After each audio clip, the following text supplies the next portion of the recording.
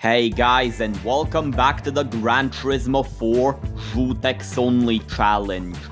If you haven't watched the previous episodes, I highly recommend you go watch them first. Anyways, I welcome you back to the world of Gran Turismo 4. Welcome back to Żółteks only challenge, aka the least anticipated challenge run on the channel.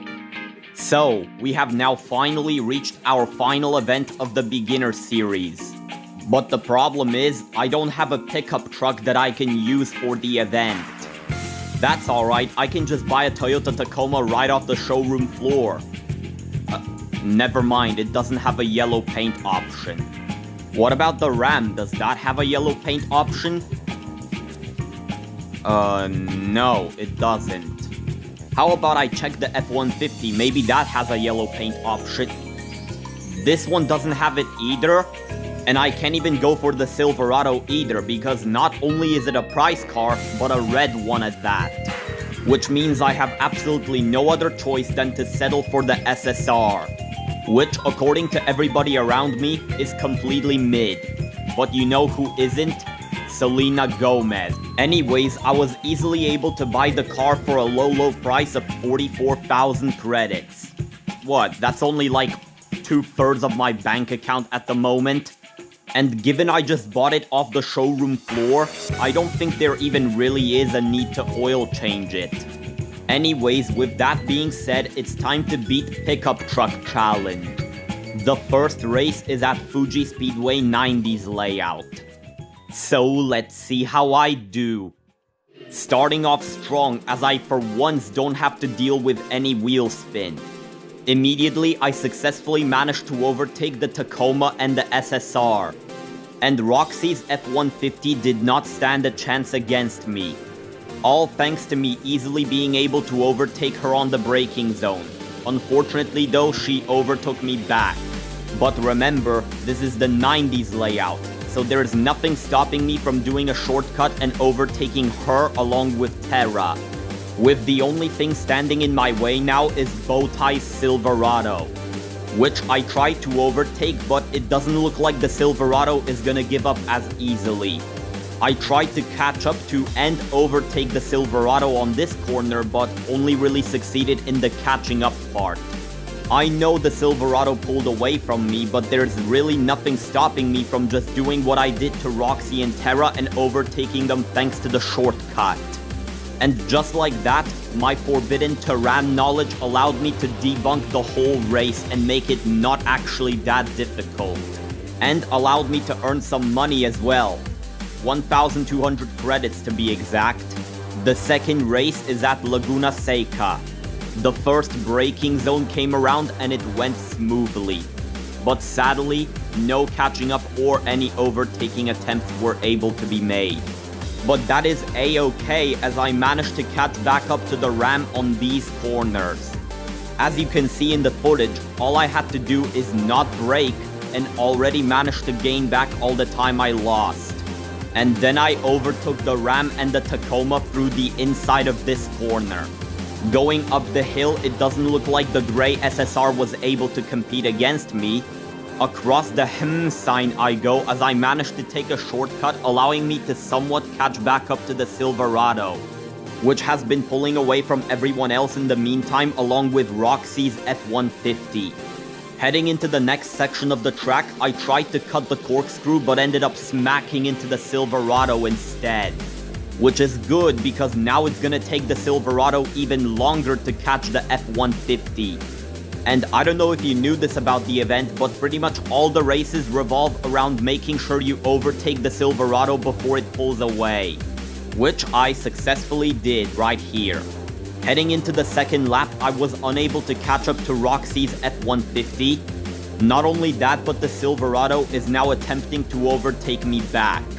Thankfully, after a bit of holding it off, I was able to prevent that scenario from happening. Heading into these more complex corners, it looks like I managed to somewhat catch up to Roxy's F-150, and even more so on this next one, successfully catching her on this corner.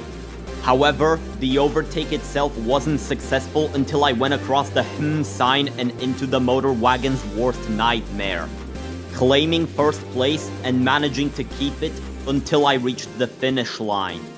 And with that, it's another 1,200 credits into my pockets. The third and the final race is at Seattle Circuit Reverse. Starting off, the trucks pulled away from me, but I was easily able to catch back up to them, overtaking the gray F-150 before the braking zone and overtaking the Ram on the braking zone. The gray SSR decided to challenge me for the third and final time in this event, of course failing to do so because the yellow SSR is the superior SSR, and this straight is where I can really see why people call this thing mid. It does not accelerate for shit, but the positive is that I don't have to brake as early as the other pickup trucks, which allows me to catch the Silverado on this braking zone. I tried to overtake the Silverado but only ended up catching up to it.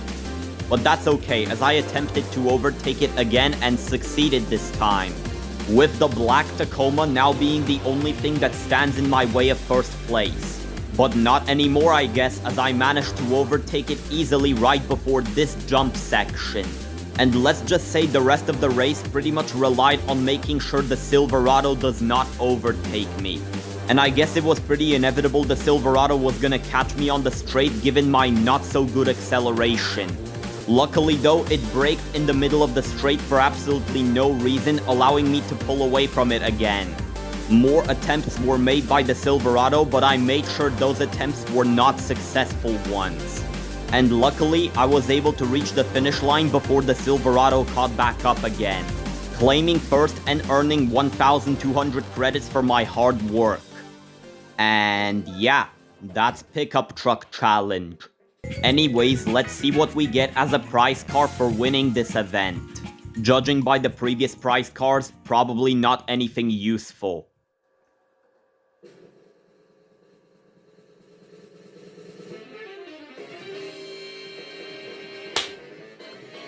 Wagon, truck, van, SUV, here I come. What else is there to say? Into the garage to rot away. Anyways, since there's nothing stopping us from instantly doing that, let's go to the Chevrolet dealership and tune the SSR a bit. And to make sure this wasn't just a huge waste of money, I made sure to think very thoroughly about what upgrades I wanted. So the upgrades I ended up going for are the Stage 2 NA tuning to give me more power, a fully customizable racing transmission to get rid of the awful gear ratios, and weight reduction stage 1 to make sure the car handles a bit better. Now you may be wondering, what event am I doing all this preparation for? Stars and Stripes, of course. Anyways, let's get on with the said event. The first race is at Laguna Seca. So let's see how I do. Starting off, the much lighter sports cars instantly pulled away from me. But just like nearly every race on this circuit, I managed to easily catch back up to them on the first braking zone. The Viper went down without a fight, and so did the SVT Mustang on the very next corner. But that's not to say the upgrades made me completely OP. I mean, they might have made the race a little easier, but not completely easy. Across the sign and into the motor wagon's worst nightmare, and my forbidden terrain knowledge allows me to overtake the Shelby Series 1 and the Camaro. And heading into the corkscrew, the Pontiac GTO did not stand a chance against me either. Now, unlike most of the races, this isn't where the notable stuff actually ends, because I thought I was done with the Shelby Series 1, but the Shelby Series 1 wasn't done with me. It spent the entirety of the remaining race just waiting for me to fumble something up, and when I did, it took its opportunity and caught up to me. But the one thing it didn't account for is me blocking its path, because I know how predictable GT4 AI is. And that's where the worry ended. It did catch back up to me, but not enough to actually overtake me, allowing me to earn a total of 10,000 credits, which, by the way, is the largest amount of money I earned by far. The second race is at Seattle Circuit. The AI pulled away from me once again, but I managed to easily catch back up to them thanks to this braking zone existing. However, this time it was not enough to actually overtake the Viper.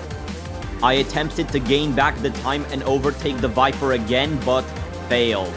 I attempted to try to do the same thing once more, but failed again. But eventually, I managed to catch the Viper and overtake it along with the C5 Corvette that was right in front of it.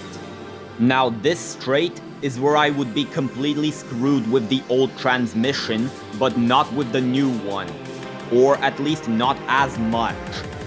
The braking zone comes around and I managed to easily make it past the Shelby Series 1 thanks to it. And the Camaro also stood no chance against the yellow SSR.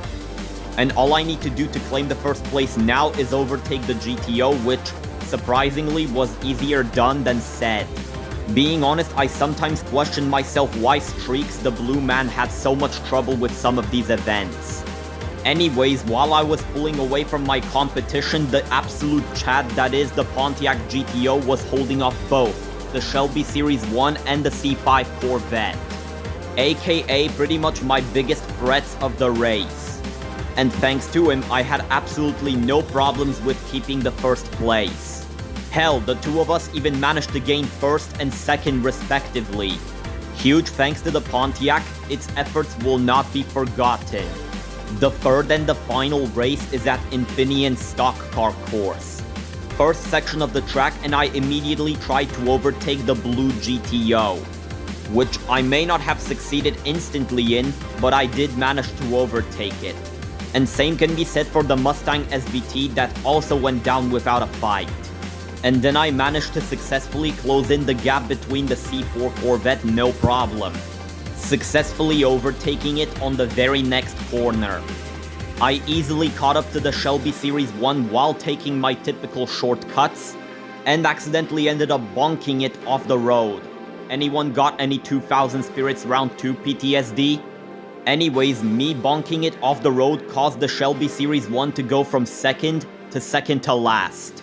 Meanwhile, I ended up losing the 50-50 on the shortcut, which allowed the Camaro to overtake me back. Not just that, but the C4 Corvette also tried overtaking me back. Thankfully, I managed to gain some of the time back by wall grinding the final corner, which allows me to catch up to the Camaro heading into the second lap. I tried to overtake it heading into this downhill braking zone, but did not really succeed in doing that. I tried to overtake the Camaro again and succeeded this time. Overall, these races were very interesting. And after losing the 50-50 in the shortcut for the third time in a row, I mean, it didn't really matter because I was already far away from them either way, I just cruised to the finish line and won the race, and earned my well-deserved 10,000 credits, allowing me to financially recover from buying all the upgrades for the SSR. And yeah, that's Stars and Stripes. Anyways, let's see what we get as a prize car for winning this event. I honestly don't know what I can say that hasn't already been said in previous episodes, just pray it's something useful.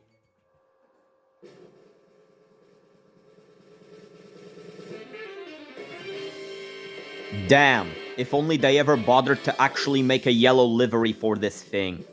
Still, it's crazy how you can get your hands on a race car this early into the game. But the fact that it's not a Żółteks means it has to join the other prize cars in being useless.